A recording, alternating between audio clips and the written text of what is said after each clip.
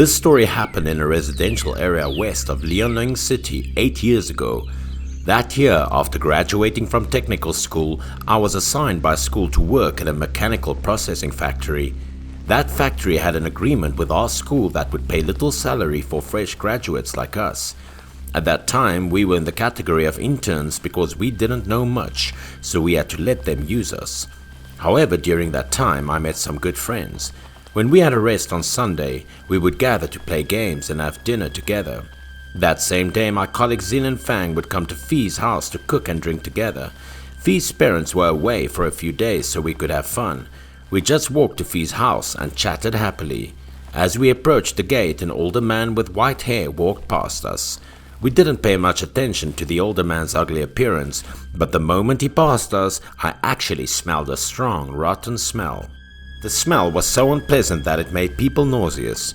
It was like the smell of an animal that had been dead for more than 10 days with maggots.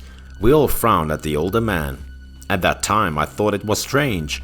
The older man was well dressed and had a nice figure, but why was he so smelly?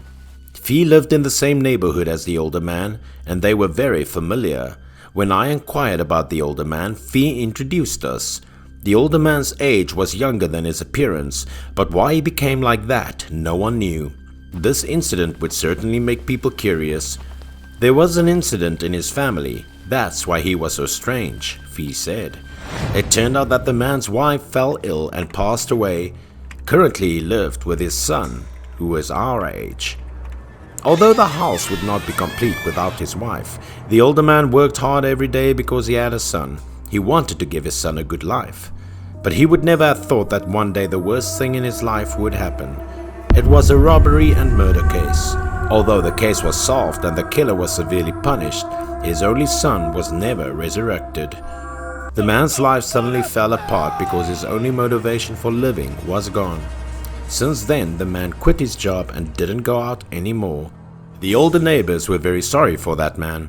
However, about a month after the death of the older man's son, residents discovered something strange. One day, two people nearby passed by the door of the older man's house and said, "A good family disappeared in the blink of an eye. Poor thing." Suddenly, they noticed that there were a lot of pamphlets posted outside the door, covering most of the plastered wall and giving off a burning smell. This thing at least showed that the man had not been out for a long time. The people around smelled rotten, so everyone suspected something was wrong. At first, everyone said nothing, but over time the smell became more and more severe, making it impossible for people to sit still.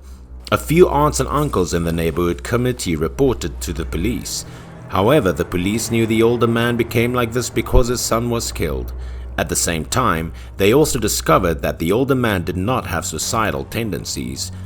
But that aunt and uncle still decided to report to the police. The policemen thought for a long time because this was really important. It was not easy to break into someone's house without a superior's order. Probably because he didn't go out for a long time and didn't take out the trash. That caused a stench, the police said. Seeing that the police did not believe him, an uncle stepped in front of the crowd and told a strange thing he had seen in the day before. When this uncle was walking one night, he saw a man throwing trash around. The uncle approached and saw that the man was the older man near the house.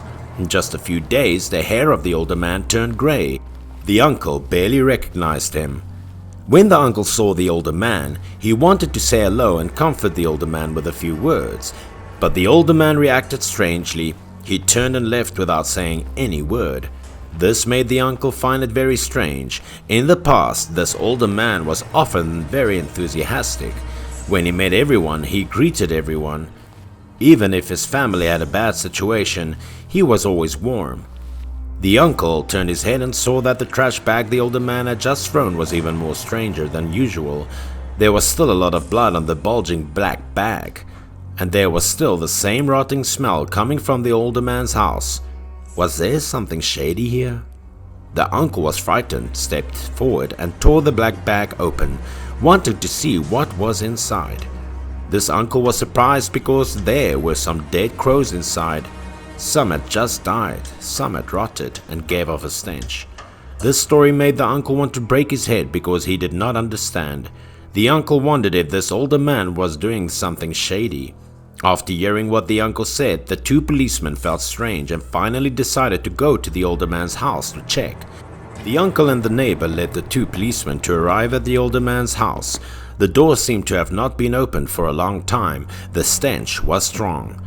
The police also thought it was odd and reached out and knocked on the door, but no matter how they called, no one answered and no one opened the door.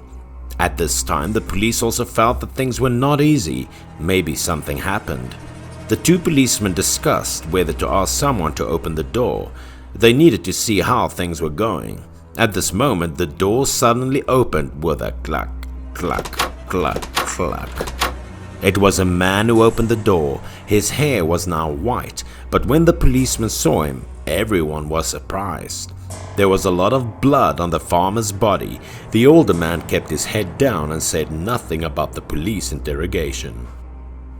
The police were afraid of something serious, so they quickly restrained him first. They asked the older man to stand still and not to move to make sure he couldn't do anything. That uncle and aunt's neighbor were both around the door at the time. They were amazed when they looked inside the house. Then some policemen ran over and checked the older man's house.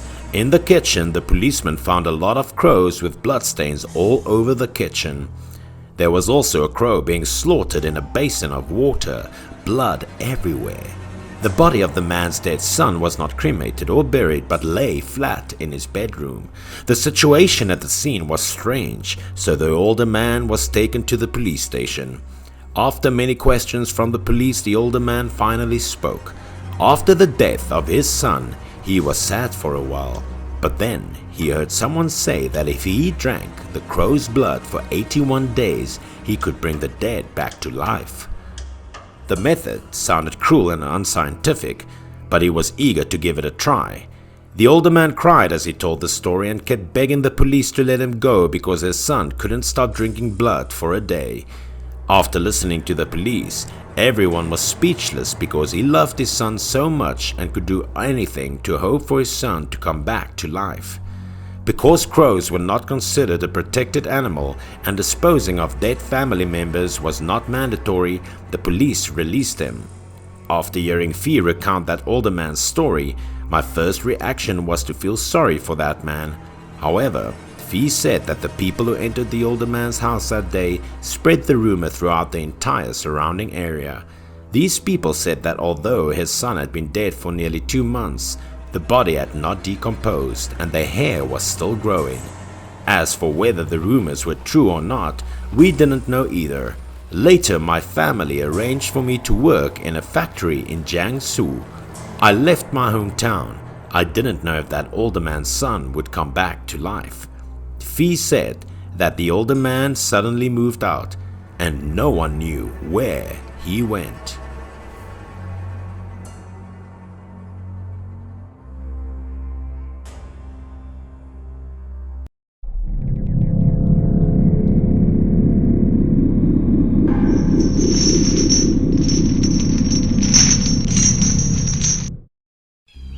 It occurred in 2008 in a small village north of Hiroshima, Japan. That was my real-life experience as a child. That year, during the National Day holiday, my father drove from Shimane to take me and my mother home to see my grandmother. I was only 10 years old at the time, and I loved the countryside. I was fascinated by everything there. I kept asking questions and making my parents uncomfortable throughout. We drove for more than 4 hours and arrived in a village around 5 o'clock in the afternoon. Grandma's house was still a typical country house at the time, with a large yard and 2 rooms, 1 main house and 1 warehouse. At the time, I could only visit her twice a year, once for National Day and once for the Lunar New Year, so my grandmother was desperate for me to return. But I was not used to her zeal because I hadn't seen her since I was a child, and I was not particularly close to her. When we entered the house, Grandma and my parents were discussing their daily life. I looked for a chance to get away from her grip. I would never dare to go out by myself, so I climbed the ladder to reach the warehouse roof. There were only high-rise buildings in the city. As for standing here and being able to see the entire village, it felt very new to me, so I stood here and looked around. I suddenly felt chills behind me as the sky darkened. I had the impression that someone was keeping an eye on me. I looked behind unconsciously and I felt a shadow passing behind me. I quickly turned around and saw a shirt hanging on a bamboo pole next to the chimney.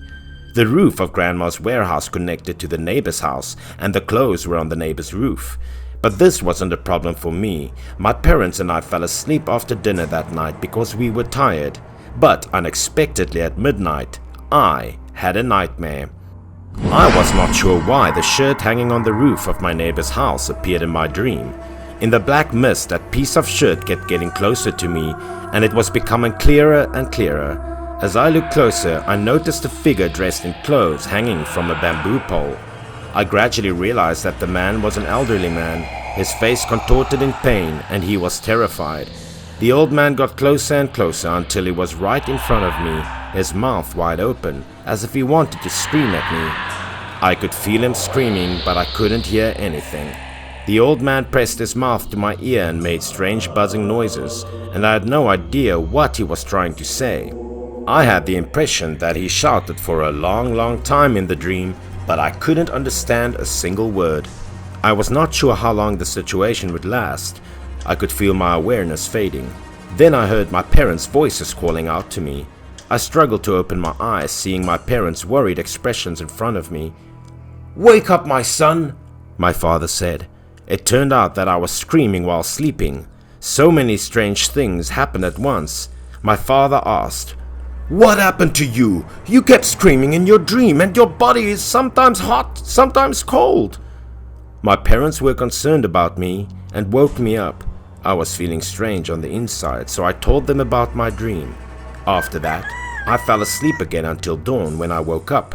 I overheard my mother said that I appeared to be dreaming again. My parents didn't think much of it at the time, but they had to inform my grandmother anyway. Surprisingly, as soon as my grandmother heard it, she became enraged, as if she knew what had caused it. However, my grandmother did not say anything clearly at the time, but instead walked out the door and began cursing. Grandma was a typical rural old woman. When she was angry, her words were difficult to bear, and my parents were powerless to stop her. Grandma scolded the neighbors, sounding like she was scolding an old man. Grandma's scolding was becoming increasingly louder. Her language was becoming increasingly unbearable, and this was the first time I had seen her so enraged. "If I hadn't made your ancestors' graves for you, you wouldn't be where you are now," my grandmother exclaimed. To be honest, we didn't know what was going on, but I thought Grandma's scolding like this was extremely inappropriate. Dad approached her and drew her into the house because we didn't want her yelling at the neighbors any longer. We all found it strange that Grandma's anger remained after she was dragged back. My father inquired about what had happened and why my grandmother was so enraged. Grandma drank 2 sips of water and then told us a story about the neighbor's house. It turned out that the neighbor's house was previously considered a poor household in the village, but the house was recently purchased and relocated for more than a year. Once upon a time, this family had an elderly man who lived with his son and daughter-in-law. That family's daughter-in-law was a fierce woman, especially unfaithful, lazy all day and forcing her father-in-law to work hard. He was also old and frail. It was said that when he was younger he was terrified of his wife. When his wife died, he let his daughter-in-law rule and he worked very hard. His daughter-in-law once asked him to go to the river to water vegetables at noon. He started to be dizzy as a result of heat stroke. He couldn't stand, so he fell into the river, wouldn't get up, couldn't get up, and eventually drowned. The old man died just like that. Looks like he had a grudge that he couldn't swallow, because when he died, one eye was closed and the other was wide open, as if he was unwilling. Ever since that day, there had been rumors about ghosts appearing in the neighbor's house. Nearly every night his daughter-in-law's screams could be heard by his neighbors. It was said that the daughter-in-law dreamt of the old man every night, wanting her to follow him, and that every night she woke up startled, unable to sleep. Then, not knowing where she learned how to solve it, she found an old shirt worn by the old man when he was still alive. She put it on a bamboo pole and erected it on a chimney. According to a legend, this allowed the old man's ghost to bask in the sun like fire during the day, and at night it was as cold as an ice pillar. When my parents heard what my grandmother said, they were all enraged because of such a daughter-in-law. My mother exclaimed that she was to blame, and my father agreed, saying, "It's a shame that the old man can't be at peace until he died." Grandma didn't say anything else after seeing my father and mother react so angrily. Things went on like that. I had no problems, and my grandmother urged my parents to go back to the city. Grandma was concerned that I would be injured again. Every time I returned to my hometown, I discovered something new and liked a lot of things. But after that incident, I was a little scared. When I left, I discovered that shirt still hanging on the side of the chimney, and I was not sure if the old man was a living ghost.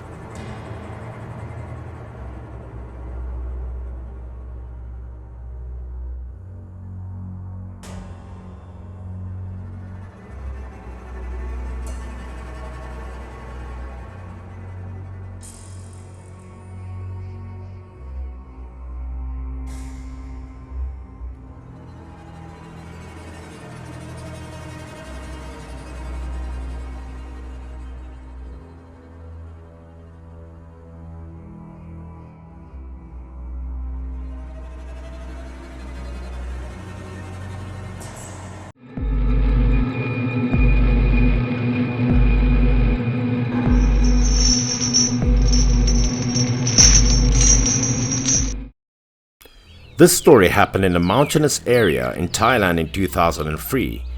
It was famous for its rich natural resources and majestic scenery. At the time, the mountains near the town regularly emitted loud explosions that caused the ground to shake violently.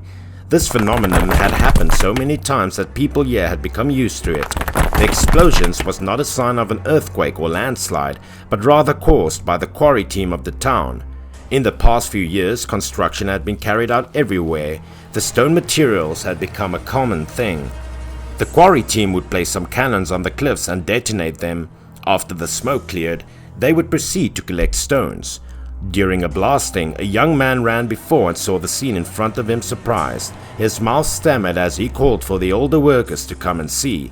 The captain of the quarry team pushed aside the young man who was looking up at the cliff and moved up. However, the captain's eyes also showed bewilderment. After a corner of the mountain was mostly destroyed by the explosion, something strange appeared. It didn't look like an ordinary stone. On the stone there was a layer of scales like dragon scales. There were no artificial traces, but how could there be such a finely carved stone? Some on the team were a bit shocked and scared after seeing it, because everyone had lived on this mountain for many generations, and everyone knew this mountain was very sacred. The captain seemed to know something about the strange stone, but he tried to suppress his fear because he did not want to affect his work and those around him. The explosion shattered many surrounding rocks, but this dragon-like rock was still intact without a crack. So the quarry team had to stuff more explosives into the holes under the dragon stone and detonate it again. After completing the preparations, the quarry team quickly returned to hide behind the large stones, ready to detonate. Immediately after, a loud explosion reverberated throughout the forest. The surrounding mountains were also shaken. Nearby areas were also affected by this large explosion. The rock and soil fell, and everywhere was mist with dust. This explosion even startled people living at the foot of the mountain. It seemed this was the biggest blast the quarry team had ever made. Even the workers hiding behind the mountain were almost injured by the rubble falling from the mountain. The captain lit a cigarette to calm himself. He had been doing this job for many years, but he was still afraid when he blew up rocks. After all the rocks fell, the construction team came out and checked the condition of the dragonstone earlier. This time everyone was surprised and terrified, not believing what was happening in front of their eyes.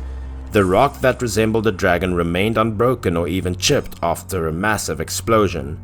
The captain stepped forward to inspect the dragonstone thoroughly, then suddenly shouted in terror.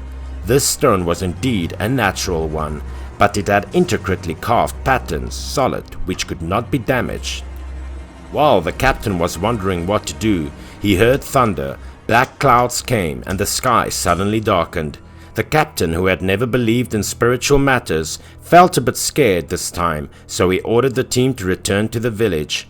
When it was dark, Padan, the captain, still wondered about the dragon rock under the mountain.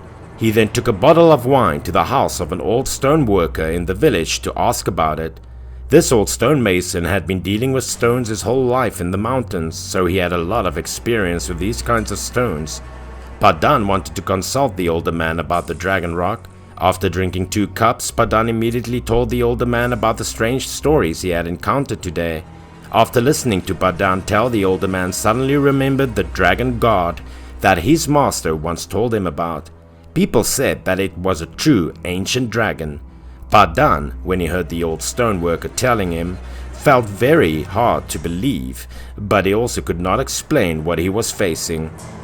The old stoner said that he was not sure if the legend of the dragon god was true, but he thought it best not to touch the dragon stone anymore.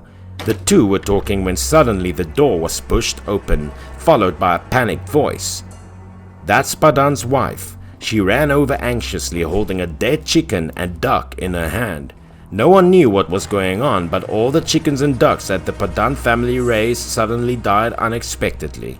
Padan began to think that it might be the plague. But why did the chickens and ducks show no signs before they died? Padan's wife thought that things were not so simple. According to the wife, their pets all had a strange expression. Padan quickly ran back home. The old stonemason also felt that everything was strange, so he followed. After returning home, they realized that the seriousness of this seemingly simple problem was cruel. Chickens, ducks, swans, and even pigs and dogs raised by Padan family were lying on the ground. Seeing the dead chickens and ducks all having a painful expression on their faces that made Padan shiver involuntarily. At this moment, Padan still did not understand why. The old stoneworker standing next to him was 80% sure that it was due to the god dragon in the mountain. Not only Padan's family but also the whole village had a similar situation. Chickens, ducks, dogs and cats all died one by one. A night full of strange things just passed in the small village at the foot of the mountain. Someone flew a fortune in one night. At dawn, Padan was awakened by the shouting outside the door. It seemed that something bad was about to happen to this village. Padan quickly got up and put on his clothes and went out to check the situation. In his heart, he could not help but feel anxious and worried. As soon as he opened the door, Padan was very surprised because his yard was crowded with men, women, and children in the village. The villagers heard about the bombing that shook the stone dragon of the quarry team, and then in the evening a series of strange incidents happened, so they came here. Everyone complained and even scolded Padan because they thought he was the one who brought disaster to the village.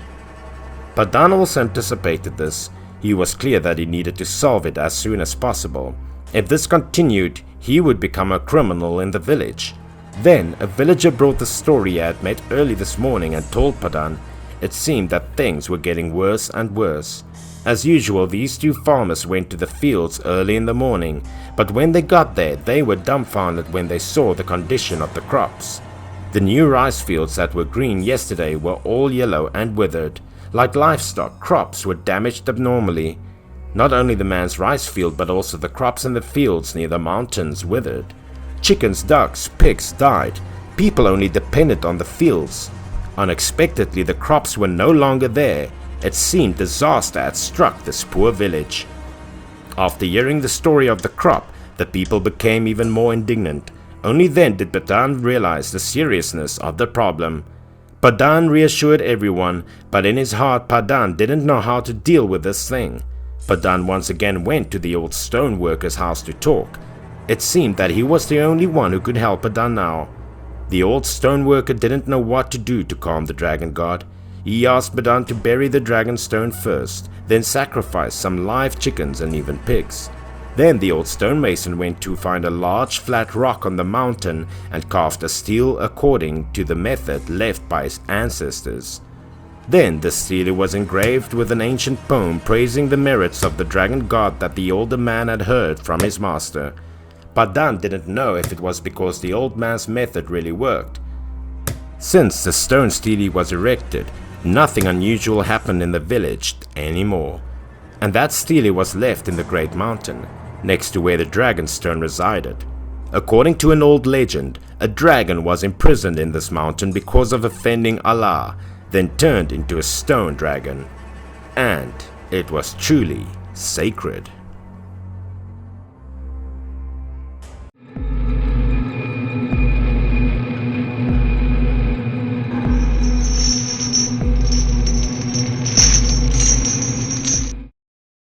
The story took place in a small village in Hunan province, China.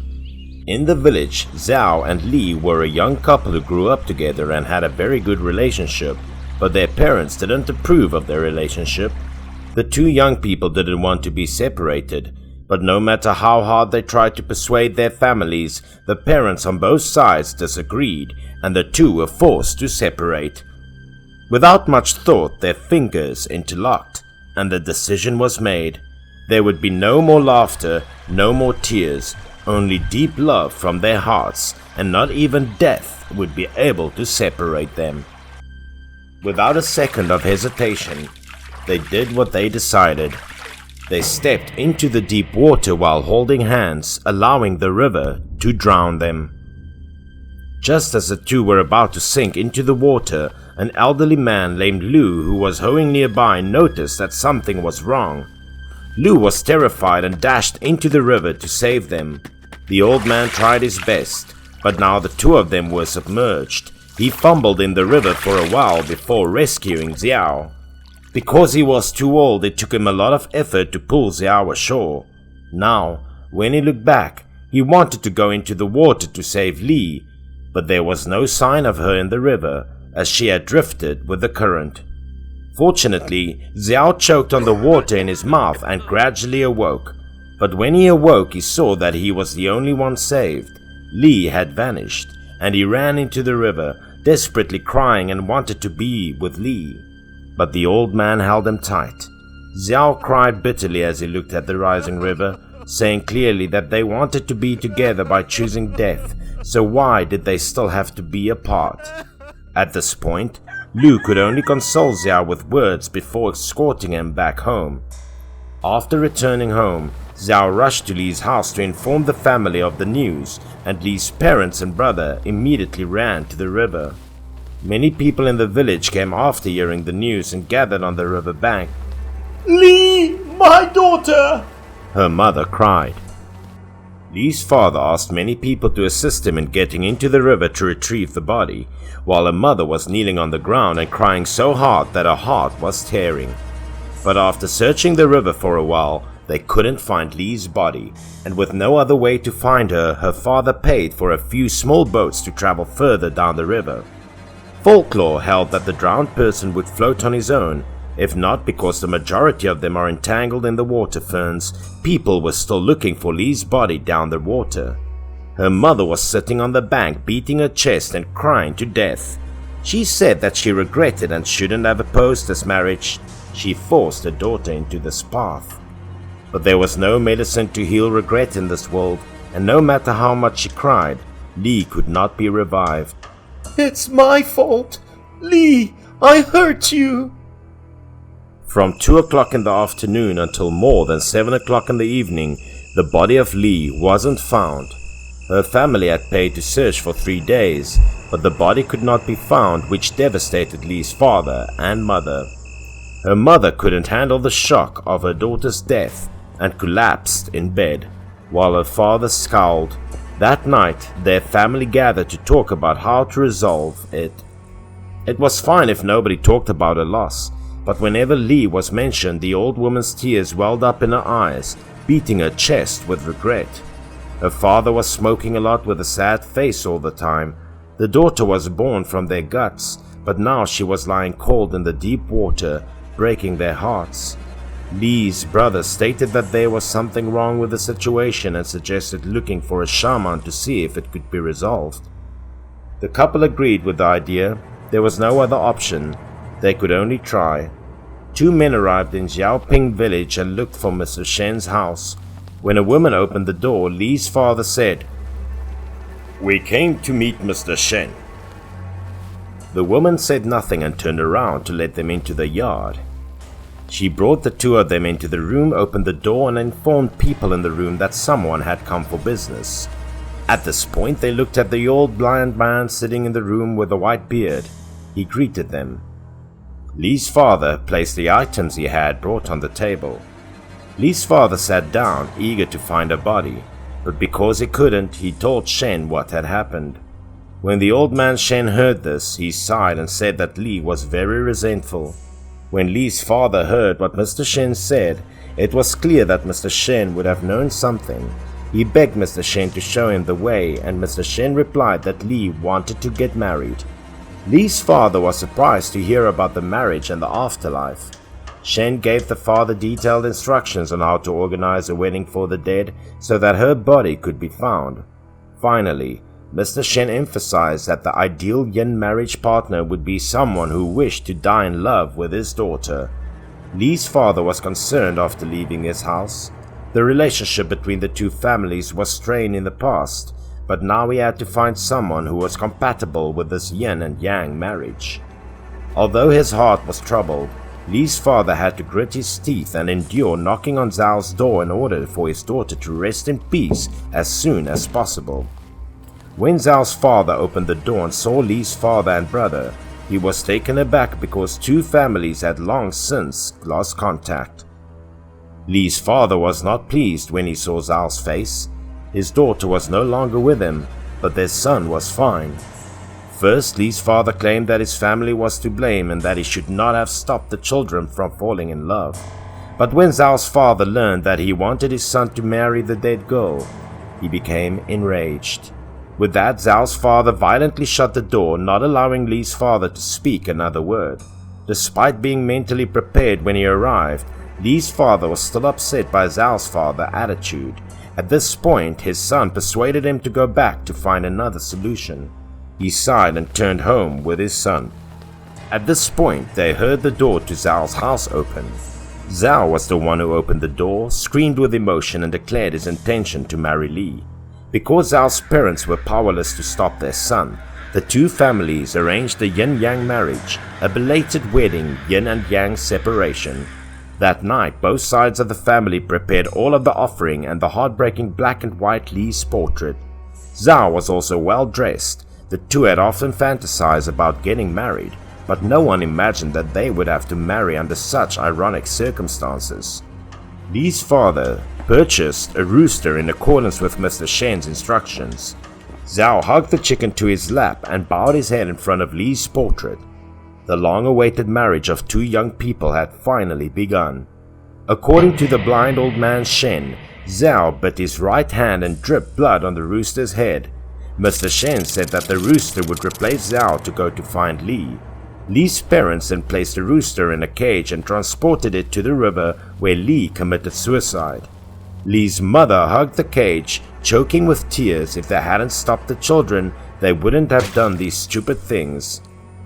Lee's mother threw the cage into the river, extremely regretful. After a while, the water began to bubble up, as if something was about to rise. Then, Lee's body came to the surface. Lee's face was still fresh after days of being submerged in water, and the long-awaited wedding finally took place. Lee was Zhao's wife after this marriage. Zhao insisted on burying Lee in his family's ancestral grave, despite his parents' objections. Zhao would never give up on this love, and he wouldn't marry until getting old. He told his family that he only had one wife in this life, Lee, and that if he died, they should bury him with Lee.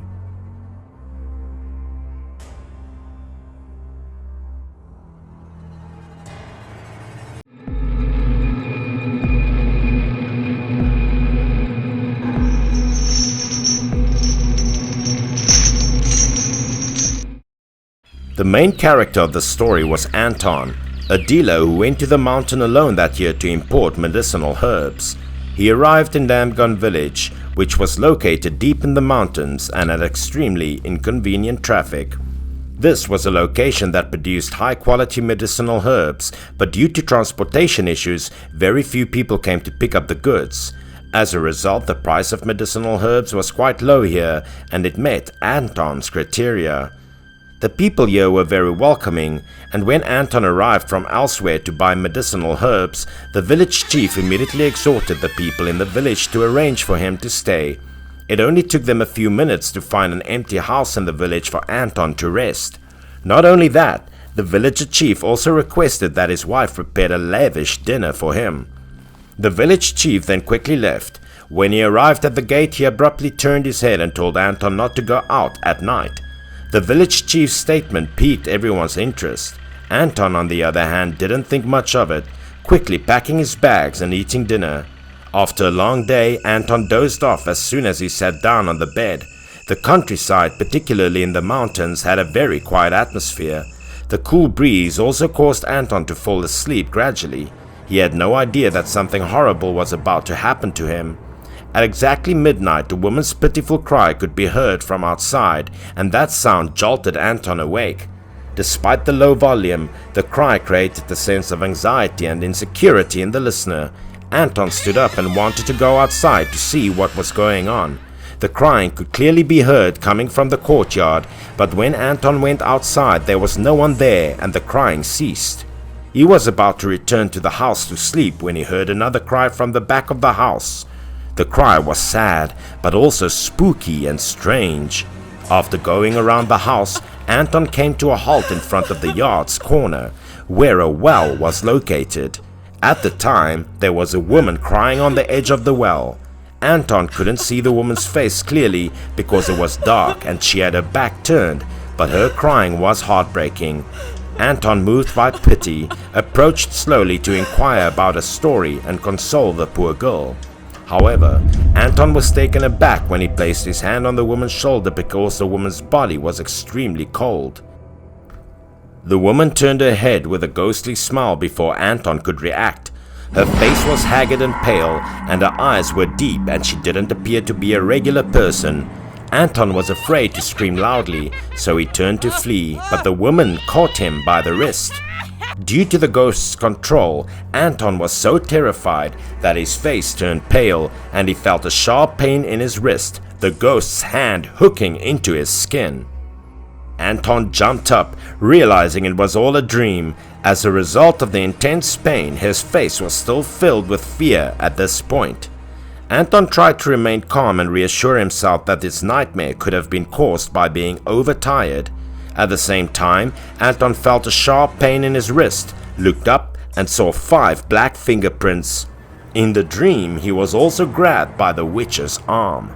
However, when Anton looked around, he was astounded to see that the door was open and that some footprints stretched from the bed to the floor. Convinced that there was a thief in the house, Anton quickly glanced at the money bag next to him, which remained in the same position without moving. So who left a trace? Despite his fear, Anton was still curious about this to find out what had happened. He followed the trail of black footprints. As he walked behind the house, a gloomy atmosphere began to emerge. Anton's heart began to have a bad premonition as well. There was a well in front of Anton now, just like in a dream, except there was no ghost sitting on the well's wall and no ghostly cry. Anton had a feeling what he had just witnessed was more than a nightmare. Everything had to be related to the well in front of him.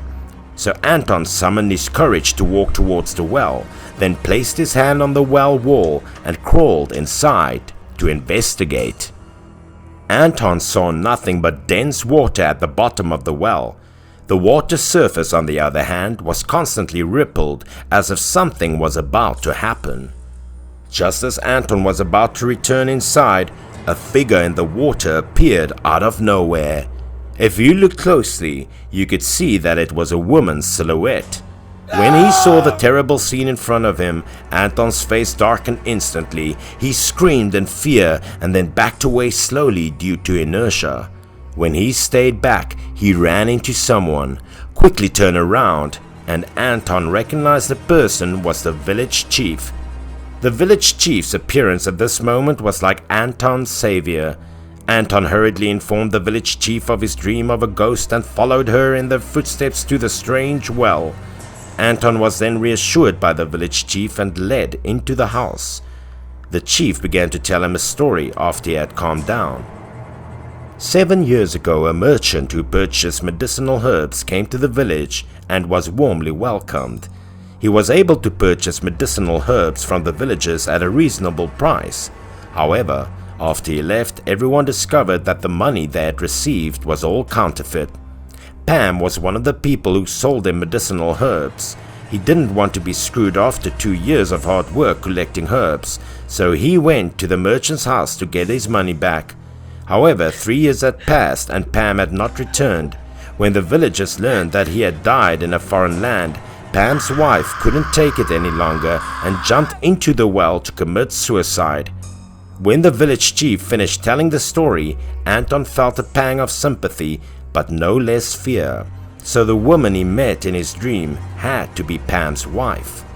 Suddenly, the village chief pulled a wooden stick from his belt, and a few villagers with knives and sticks burst in through the door, asking Anton to let them check his bag. Anton immediately refused, but the villagers eventually subdued him. A villager handed over his money bag to the village chief. When the village chief and some young men took the money from Anton's bag, they discovered it was all counterfeit. When his deception was exposed, Anton began to cry, pleading with the villagers to spare him. Of course, the villagers were unconcerned by his words. They despised scammers because of what happened to them 7 years ago. The village chief was the most enraged because he was Pam's father. He swung his wooden stick angrily at Anton, imagining his son being murdered by scammers. Anton was hit in the head with a stick before he could react. The stick immediately struck his head, splattering blood everywhere. In fear, Anton begged the village chief, but he was now completely transformed into a different person. He approached Anton slowly by an enraged expression. It appeared that the village chief was attempting to avenge his son by killing all of the scammers. He raised his stick again and struck Anton hard on the head. After being knocked unconscious, Anton was ruthlessly thrown off the cliff by the villagers. Anton miraculously avoided death. He then reported the incident to the police and was sentenced to prison for using counterfeit money. Those people who were with murder plots in Damgon village were also punished by law.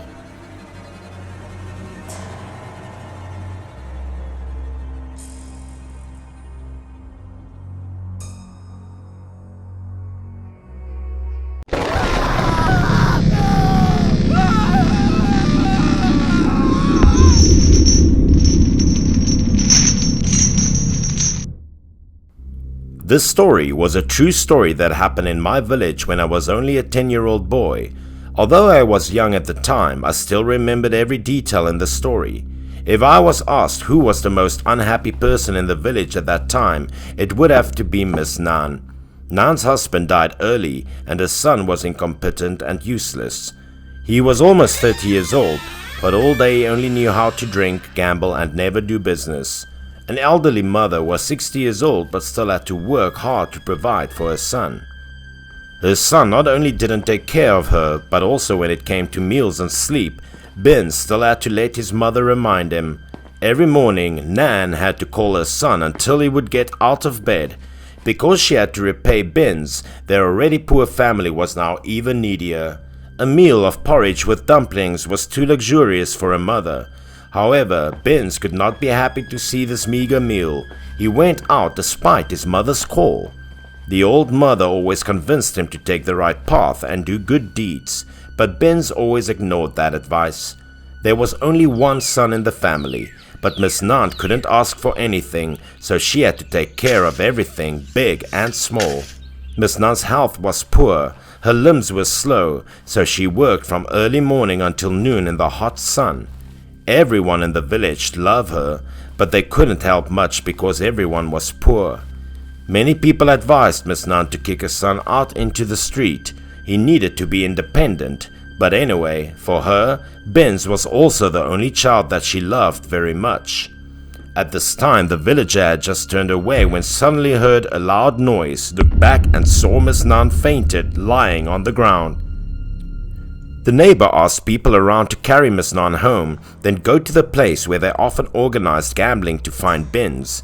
This woman rushed in and informed Miss Nan's condition, but Benz didn't care that his mother was fainting. For him, gambling was the most important thing right now. Seeing Benz's attitude, the people playing cards with him were also angry. They quickly ended the game and sent this unfilial son home. He just lost money and was taught life by everyone, so he was angry. Ben stood up, slammed the table and turned away, not forgetting to curse the other people a few sentences. When he got home, he opened the door with an angry kick, not caring at all for his mother ailing.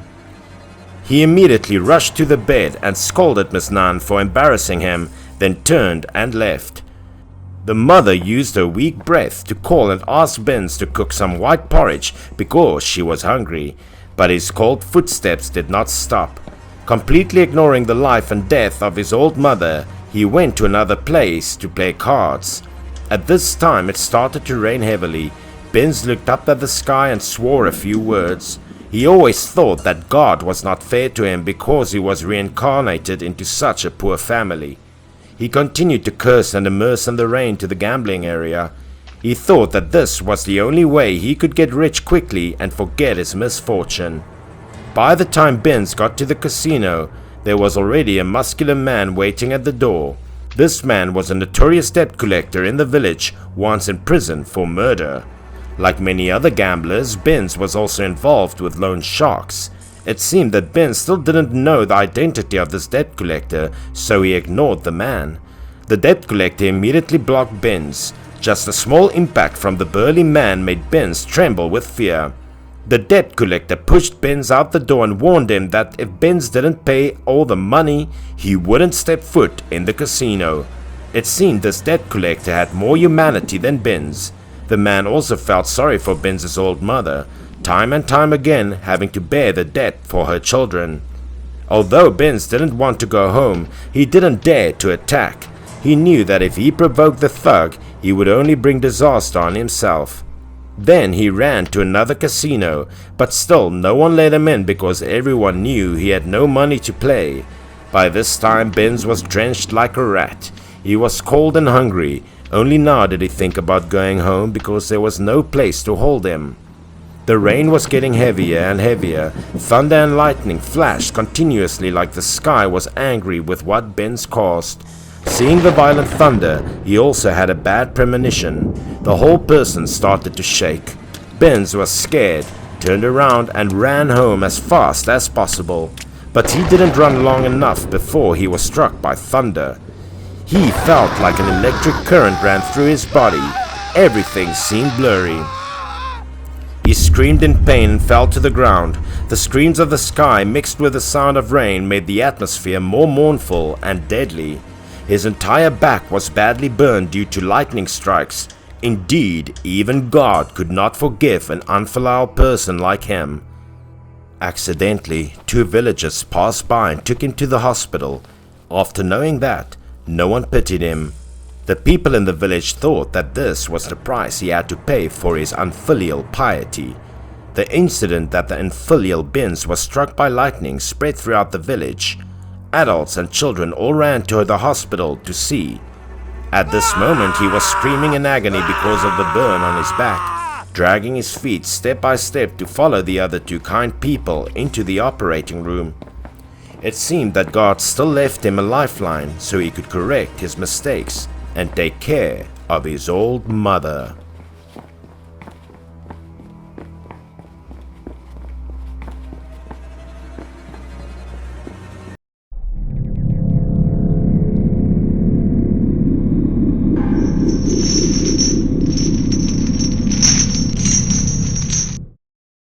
It was the story I heard from Lao Lu in the village. He worked on the construction site. He cleaned the construction site during the day and helped look after it at night to avoid stealing steel and cement. That time, Lao Lu followed the team of engineers to repair the bridge in the evening. Lao Lu set up a tent and slept on the unfinished bridge. On weekdays, he ate dinner, drank tea and listened to the radio because he alone had no other pastimes. At 8 o'clock in the evening, he went out to inspect the construction site one more time before going to bed afterward. He turned off the radio, lit his flashlight, and went out to check. The bridge was only half repaired, no one crossed. On the construction site, there was also someone's sand and tools piled up, nothing too valuable. Lao Lu looked at the front and back with his flashlight. When he saw nothing happened, he thought everything was probably fine. He returned to the tent and prepared to go to sleep. But when he opened the tent door, he heard a woman crying behind him. Lao Lu wondered if he had gone to check and found no one. So why were there women crying? He looked in the direction of the sound to check. He discovered something very shocking. As mentioned before, the bridge has not been repaired yet. Only half of it has been repaired. There were still some bridge piers on the river that had not been connected to the bridge body, but at this time Lao Lu saw a woman crying on the middle bridge pier in the river. At first Lao Lu was also taken aback. After that he calmed himself for a moment. Then he looked at it with a flashlight and wanted to ask this woman how to get to the pier. But he was surprised when he used the flashlight. The woman on the bridge suddenly disappeared and the crying stopped. Lao Lu thought that maybe he had seen the wrong thing with these blurry eyes, so he turned off the flashlight and went back to the tent. The next day, while everyone was having lunch, Lao Lu told the story of last night to the workers. He started telling the story and everyone was listening attentively. As soon as Lao Lu mentioned a bizarre story last night, the workers gathered a lot and asked him what he had seen. Lao Lu vividly recounted how he saw a woman crying on the jetty. Lao Lu pointed everyone to the pier that was lying there. This river was deep. It was difficult for ordinary people to climb up to the jetty in the middle of the river. The workers felt that Lao Lu's words were absurd. Lao Lu, a construction guard, was alone at night on the construction site and saw a mysterious person. Or did Lao Lu meet a ghost? Some people didn't believe it, and some people thought that Lao Lu didn't seem to be lying. Then they all remembered the previous shipwreck in the river. It turned out that a few days ago a boat upstream they were under construction sank, killing 2 men and a woman. The 2 men's bodies were recovered, but the woman's body had not been found. Someone asked if Lao Lu had to see the ghost of the drowning woman. Although Lao Lu's description of the woman sounded similar to the victim, some people still thought that there was no ghost at all. The story went on like that all day. In the evening, Lao Lu inspected the construction site as usual and did not hear the woman's cry anymore, so he returned to the tent and fell asleep. But in the middle of the night while Lao Lu was sleeping, that crying came again, sounding lamentable and sad. In the stillness of the night he heard very clearly Lao Lu sitting up, groaning. He dressed quickly and took a flashlight out of the tent. He wanted to find out if he was dizzy. He followed that sound to go to the bridge. The night scene was scary and creepy. From a distance, Lao Lu saw a woman sitting on the opposite jetty, crying there, very distressed. Lao Lu gathered his courage and shouted at the woman he did not understand what he was doing. As a result, the woman jumped off the pier. This thing was strange. This thing scared Lao Lu. He wanted to rush to save people, but he was too far from the pier. He stood dumbfounded as he shone his flashlight on the pier opposite his eyes. The woman disappeared halfway after the jump, and there was no sound after falling into the water. Lao Lu used the flashlight to shine on the pier many times, but the woman was nowhere to be seen. At this time, Lao Lu believed that the woman was a female ghost. Early the following morning, Lao Lu found Master Lee, the contractor, and told him about seeing a female ghost. Boss Lee was not happy to hear that. He thought Lao Lu was spreading superstition and spreading false rumors. Boss Lee also said that if this affected workers' work, he would dismiss Lao Lu. Master Lee scolded Lao Lu a few times and then left angrily. Ignoring Master Lee, Lao Lu bought some underworld banknotes and burned them on the bridge after dark. It was that if you dreamed of a dead person, it was a bad omen. In such a case, you could burn some underworld banknotes. Lao Lu burned paper money for the female ghost on the bridge. It seemed to have really worked since that night. Lao Lu had not heard the crying for 3 days in a row, nor seen the female ghost again. On the 4th day, the workers began to pour the piers. At that time, the facilities were still poor. There were not many types of artificial machines like today.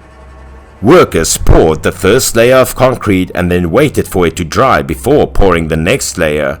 The strange thing was that the bridge pier poured the day before, the next day it collapsed, so it could not be repaired for several days. The foreman couldn't help but report the strange incident to Boss Lee. Boss Lee suspected that the foreman had cut down on the materials, which was why this happened. The foreman was so scared that he swore he would never do such a thing.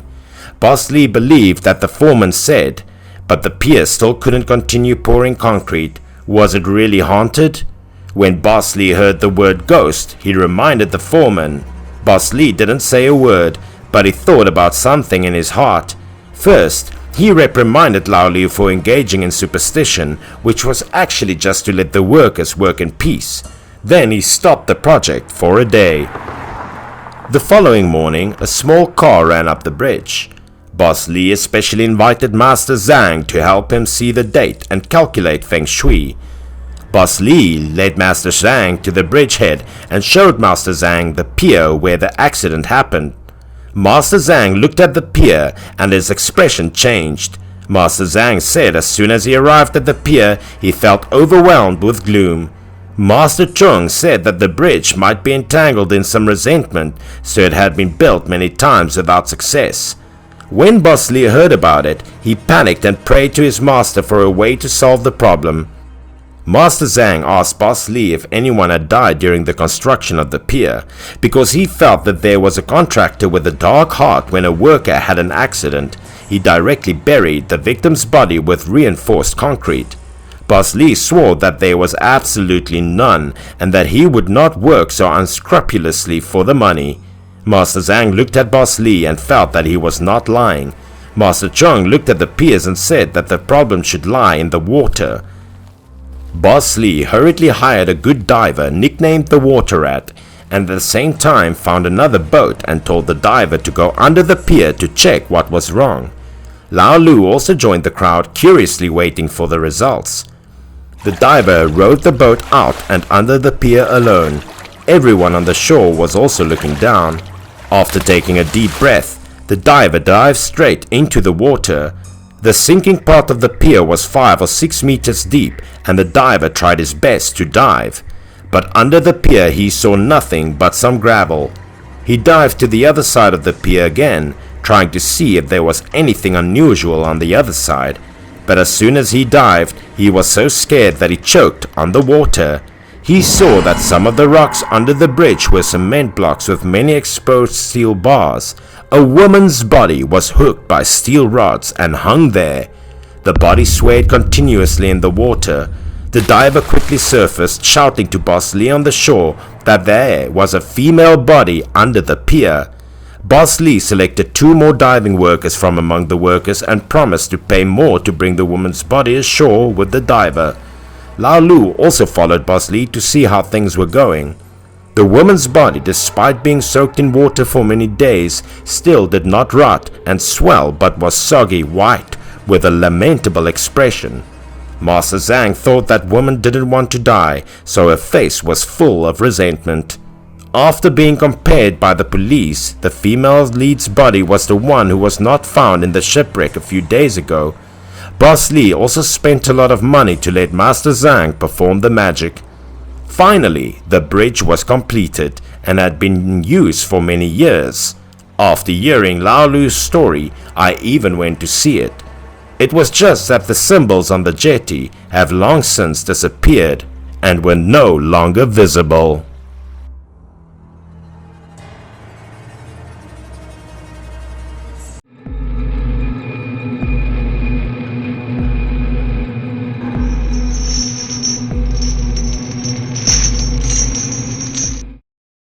It occurred in 2013 while I was a student. There is a fairly clear river right next to the hostel where we live. We're all from the country and we've been swimming in rivers since we were kids, so when we saw this one, we knew we had to jump in. Aniko quickly undressed and began wading into the water. This individual appears to be looking forward to revisiting his childhood memories. Kane and I both went into the water shortly after. The river in the city isn't as clear and cool as the river in the country, but it still makes us happy. We swam for a while before starting to play in the water like we did in the country. If anyone happened to pass by, they'd probably think we had some kind of mental illness. There is a bridge near the river. Although bathing near the bridge would have been cooler, we never went because there was an underground current under the bridge that was dangerous. That day, I noticed someone swimming beneath the bridge. Aniko approached, intrigued by my surprised expression, and inquired as to what I was looking at. I stated that I saw someone swimming beneath the bridge. That area is extremely dangerous. If you slip, you could lose your life. After hearing this, Aniko and Kane became concerned as well, so the three of them looked at the water beneath the bridge at the same time. After a long period of observation, we determined that it was a girl. She, on the other hand, remained stationary and did not move. I couldn't see her face because it was so dark under the bridge. All I could see was her long hair floating in the water. Because Aniko and Kane suspected I was spying on the girl, they urged me to come over and strike up a conversation. I have a crush on a girl with long hair, but I can't talk to her naked. The three of us swam in the river until the sun went down before getting back. Before going back to the inn, I looked under the bridge to see if the long-haired girl was still there. For some reason, it was already getting dark, but she hasn't landed. However, I quickly left because I was afraid the girl would think I was sneaking around. Because the weather was still hot the next day, the three of us planned to go to the river to swim after school. Because it was extremely hot, I entered the water before Aniko this time. The two boys quickly dressed up and chased them down, but as soon as I stepped into the water, I noticed the long-haired girl I saw under the bridge the day before. Not only was I taken aback by the girl's appearance, but so were Aniko and Kane. This piqued everyone's interest. The long-haired girl from yesterday swam in only in one position and didn't even look back. Swim. But all three of us had the impression that the other girl was floating in the water. Aniko, who was always cheerful, began to be concerned. He didn't think this girl enjoyed swimming so much that she spent 2 days in the river. Kane also spoke up at this point. He had the impression that it was just a human head floating in the water, but Aniko and I both thought it was impossible because the water under the bridge was moving so quickly. If it had been a human head that couldn't stay put, it could have been swept away. After some deliberation, Kane came to the conclusion that it is best if we go under the bridge to find out what the truth is. Aniko and I both agreed on this point, so we made the decision to approach the other girl. Because I was the best swimmer of the three of us, I led the way to the fast water just to be safe. I couldn't see her face very well because it was quite dark under the bridge. All I could see was her very long hair and snow-white skin. I was afraid to approach her for fear of upsetting her. I only dared to stand back and try to call and ask from some distance. She did not respond, but instead slowly turned her head to follow the flowing water, and what happened right after that was truly terrifying. What we've seen since yesterday is a human head, and it's starting to decompose. Maggots are crawling from the eye sockets, nose and mouth. I screamed in terror and backed away slowly. Aniko and Kane, who were swimming alongside, were both terrified. We three panicked and swam ashore, where we immediately called the police, who arrived to investigate the incident. It turned out that the head was tied to a large rock, which prevented it from moving at all. We were returned from some interrogation as a group of 3. Aniko, Kane and I skipped dinner that night, unable to swallow the maggots crawling all over the girl's face. Perhaps because we were too shocked and tired to sleep that night, we all went to bed early, but the fear on our faces could not be hidden. That night, Kane and Aniko both had the same strange dream. This appears to be what the other girl was attempting to convey to us. We fantasized about the river road. It was evening and a girl with long hair was riding a bicycle. Suddenly, a dark figure leapt from the shore's grass and charged towards her. The girl screamed in terror, but no one heard her. To avoid everyone's gaze, the shadow pushed the long-haired girl and a bicycle into the grass. He used his hand to strangle the girl until the girl could no longer resist. I don't know what his purpose is to act like that. After killing the girl, the man tied her up and placed her body on the back of the bicycle. He then walked towards a water tower by the river, wondering what this perverted murderer was going to do with the poor girl's body. Looks like this isn't the first time he's killed someone. He calmly carried the girl's body to the top of the water tower. Then he put the girl down and stared at her body like he was contemplating his booty. After observing for a while, he bent down to pick up a large rock from the ground. Involuntarily, a mysterious smile appeared on his face. With an amused expression on his face, he used all of his strength to repeatedly throw the large stone at the girl's body. After the girl was dead, he broke her neck, severed her head, and placed her head in a black bag. He looked down at the river and chose the section with the fastest current. He then dumped the poor girl's head into the water. He tied the head with a large stone to prevent it from floating away. In the dream, I appeared to have transformed into that girl, and I felt myself falling into a stream of cold water. Through the water, I could even see the man's evil face. After committing so many sinful acts, he smiled contentedly. I tried to wake up because that dream was causing me so much pain as if I were a victim for myself. Everyone was drenched in sweat from the fear by this point. As soon as I opened my eyes, I noticed a swarm of maggots on my pillow. They confused me as to whether this was real or a dream. I immediately jumped up, panicked and howled because I was disgusted and nauseated. At this point, I realized that I was not the only one who had been awakened in this manner. Both Aniko and Kane are wearing the same expressions as me. Not only that, but the floor of the hostel is now full of water, much like the scene in my hometown on heavy rainy days. But this is the 7th floor of the dormitory. It was hard to believe. There are still long hairs floating on the floor's water, and we have no idea where they came from. I was curious, so I asked Aniko and Kane why they had gotten up so early. Their response made the hairs on the back of my neck stand up. They wished for a girl like me. We've all had the same dream. The more I thought about it, the more terrified I became. So we went to the police station together and tracked down the officer who had questioned us that day. He didn't believe what we were saying, but luckily this cop was still in charge of the case. So he drove us down the river to see if he could locate the water tower we were discussing. There was indeed a water tower by the river, not far from where we used to swim. These water towers appear to have been abandoned for a long time. They are quite old, with many cracks on the outside. We drove past 3 water towers in a row, but none of them resembled the ones we saw in our dreams. The cop was getting frustrated because we couldn't figure out which tower it was, so he offered to drive us home. I, Kane and Aniko were all perplexed, but I still believe it's not a coincidence that all 3 of us had the same dream. Just as we were about to give up, Kane, who was sitting in the back seat, yelled and pointed out the window. When we looked in the direction he indicated, we found a ruined water tower just like in our dreams.